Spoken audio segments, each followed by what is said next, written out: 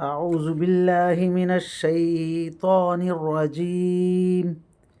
بسم الله الرحمن الرحيم.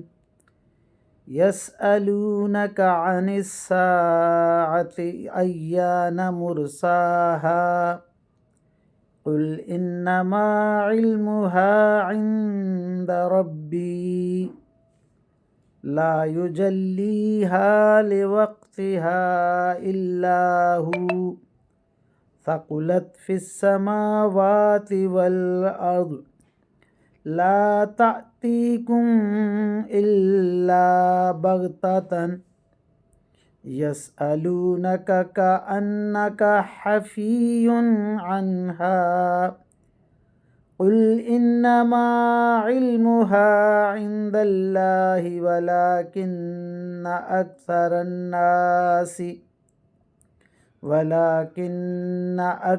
الناس لا يعلمون.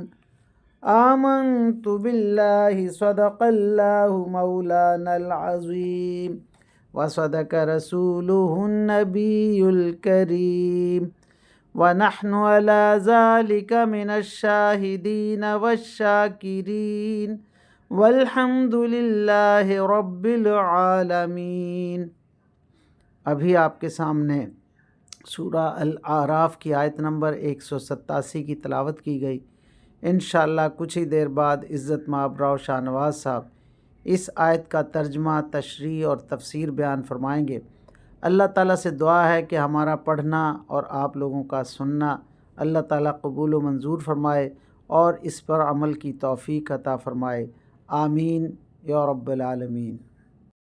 اعوذ باللہ من الشیطان الرجیم، بسم اللہ الرحمن الرحیم۔ ملتان سے شاہ نواز تمام دوستوں کو السلام علیکم ورحمۃ اللہ وبرکاتہ۔ دوستان گرامی، آپ کے سامنے سورہ اعراف کی آیت نمبر 187 کی تلاوت کی گئی۔ اب اسی آیت کریمہ کا آسان ترجمہ اور تفسیر ابن کثیر سے حاضر خدمت ہے۔ اللہ تعالیٰ قرآن پاک میں ارشاد فرما رہا ہے، اے رسول صلی اللہ علیہ وسلم، لوگ تم سے قیامت کے بارے میں پوچھتے ہیں کہ وہ کب برپا ہوگی۔ کہہ دو کہ اس کا علم تو صرف میرے رب کے پاس ہے، وہی اسے اپنے وقت پر کھول کر دکھائے گا، کوئی اور نہیں۔ وہ آسمانوں اور زمین میں بڑی بھاری چیز ہے، جب آئے گی تو تمہارے پاس اچانک آئے گی۔ یہ لوگ تم سے اس طرح پوچھتے ہیں جیسے تم نے ان کی پوری تحقیق کر رکھی ہے۔ کہہ دو کہ اس کا علم صرف میرے اللہ کے پاس ہے، لیکن اکثر لوگ اس بات کو نہیں جانتے۔ اللہ اکبر، اللہ اکبر۔ اب اس آیت کریمہ کی تفسیر ابن کثیر سے عنوان ہوتا ہے قیامت کی نشانیاں اور اس کا وقوع۔ اس کا بقیہ حصہ پڑھا جائے گا۔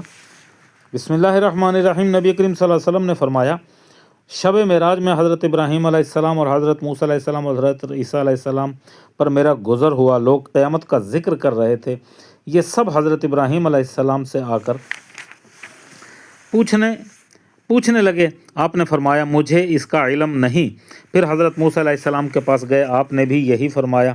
حضرت عیسیٰ علیہ السلام کے پاس گئے، آپ نے بھی یہی فرمایا۔ اس کا علم تو سوائے اللہ تعالیٰ کے کسی کو نہیں ہے، لیکن علامات یہ ہیں کہ دجال نکلے گا، میرے ساتھ ایک دو شاخہ ہوگا، وہ مجھے دیکھے گا تو سیسے کی طرح پگھل جائے گا، اللہ پاک اس کو ہلاک کر دے گا، حتیٰ کہ شجر و حجر بھی بول اٹھیں گے کہ اے مسلمان، میری آڑ میں ایک کافر چھپا ہوا ہے، آؤ اور اس کو قتل کر دو۔ پس اللہ تعالیٰ ان سب کافروں کو ہلاک کر دے گا، پھر لوگ اپنے اپنے شہر اور وطنوں کو واپس ہو جائیں گے۔ ایسے وقت میں یاجوج ماجوج نکلیں گے جو ہر شے کو کھا جائیں گے اور ابل پڑیں گے، شہروں کو پامال کرتے ہوئے، ہر چیز کے آنے اور پھرنے سے برباد اور تلف کرتے ہوئے آگے نکل جائیں گے، حتیٰ کہ چشموں تک پہنچ جائیں گے اور چشموں کو خالی کر دیں گے، یعنی چشموں کا پانی۔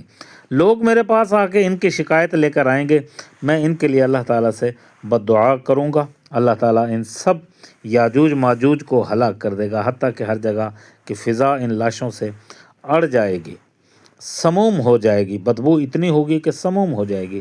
اللہ تعالیٰ بارش برسائے گا، پانی کا بہاؤ ان کی لاشوں کو بہا کر سمندر میں لے جائے گا۔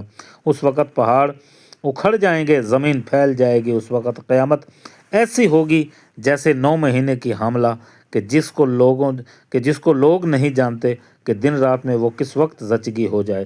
بڑے بڑے پیغمبر علیہ الصلوۃ والسلام بھی قیامت کے وقت نہیں جانتے۔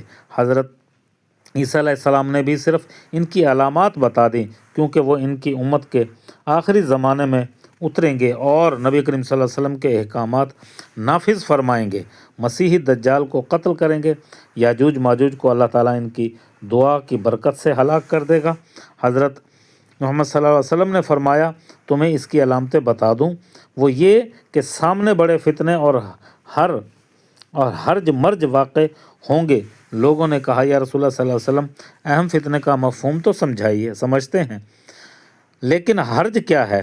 آپ نے فرمایا، حجش کی عربی زبان میں اس کے معنی قتل کے ہیں۔ پھر فرمایا کہ لوگوں میں اجنبیت اور بے پرواہی اتنی بڑھ جائے گی کہ ایک شخص دوسرے کو کہے گا کہ میں نہیں پہچانتا۔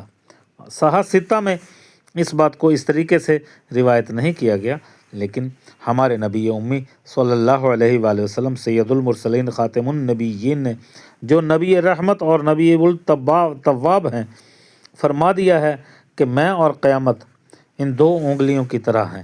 چنانچہ ان کا کلمے کی بیچ کی انگلی کو جوڑ کر بتایا، گویا میرے ساتھ قیامت لگی ہوئی ہے، یعنی دونوں کے درمیان کوئی نبی ہونے والا نہیں ہے۔ اللہ اکبر۔ وآخر دعوانا ان الحمد للہ رب العالمین۔ اے میرے پروردگار، قرآن پاک پڑھا گیا، ترجمہ، تشریح اور تفسیر بیان کی گئی۔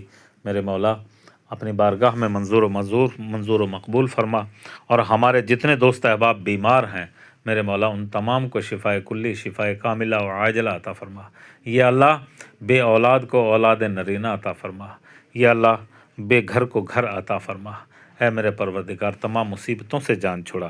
صلی اللہ تعالی علی خیر خلقہ و نور عرشہ اجمعین برحمتک یا ارحم الراحمین۔